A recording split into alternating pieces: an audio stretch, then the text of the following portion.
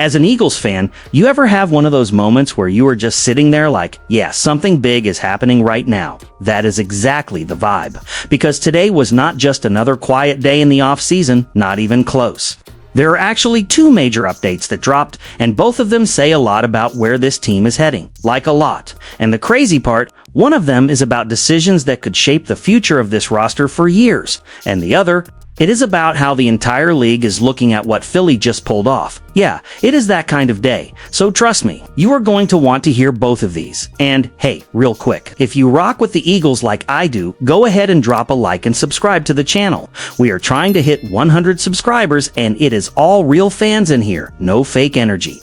Alright, now let us get into it, because this first move right here tells you exactly how the front office is thinking long term. The Eagles made it official. They picked up the fifth-year options for both Jalen Carter and Nolan Smith. And honestly, this was expected, but still huge. According to Jeremy Fowler, the team locked in Nolan Smith for the 2027 season at around $13.7 million. Then just minutes later, Zach Borman confirmed the Eagles also exercised Jalen Carter's option, and that one is even bigger, $7.127 million, according to Spotrac. So what does that really mean? Simple. Neither of these guys is going anywhere anytime soon. No drama, no contract limbo, no will they or will they not next offseason. The Eagles are saying loud and clear, these are foundational players. And look, if you have been watching this team closely, this makes total sense. Jalen Carter has already shown flashes of being an absolute game wrecker on the defensive line, the kind of player offenses have to game plan around. Locking him in is not just smart, that is necessary if you want to keep this defense dominant.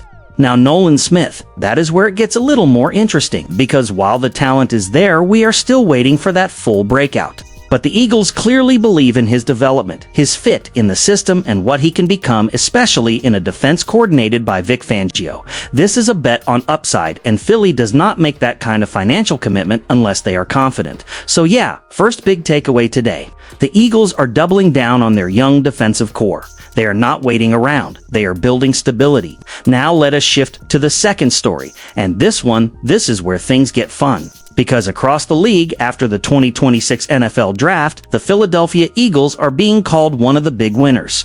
And honestly, it is hard to argue against it. Once again, Howie Roseman is getting that he did it again label, and yeah, I know some people get tired of hearing that, but look at what actually happened.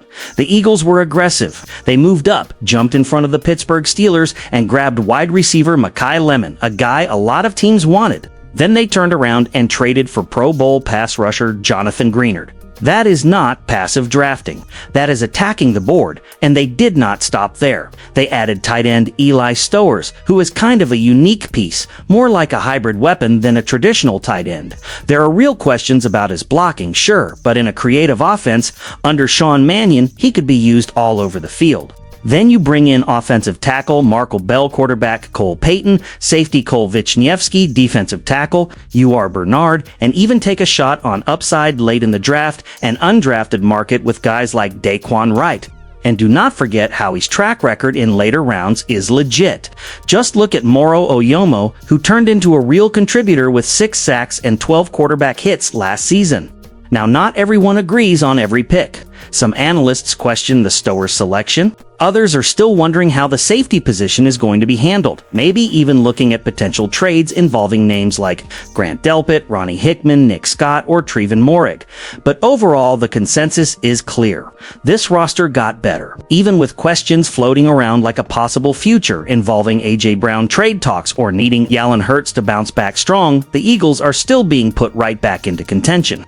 And that is what stands out to me the most. This team is not rebuilding. They are reloading. Every single move from locking in Carter and Smith to attacking the draft shows a front office that refuses to take a step back. So what does all of this mean right now? It means the Eagles are trying to keep that window wide open. They are investing in young stars, adding weapons, reinforcing depth, and trusting their coaching staff, including Nick Sirianni, to develop these guys into something dangerous. As a fan, you have got to feel a mix of things. Excitement, yeah, but also expectation. Because when you see this level of commitment from the front office, it is not just about being good anymore. It is about competing for real, and that is where we are. Now I want to hear from you. How are you feeling about these moves? You confident in Carter and Nolan Smith long term? And what did you think about this draft class? If you enjoyed this breakdown, go ahead and like the video and drop your thoughts in the comments. This channel, Eagles Insider Daily, is just getting started.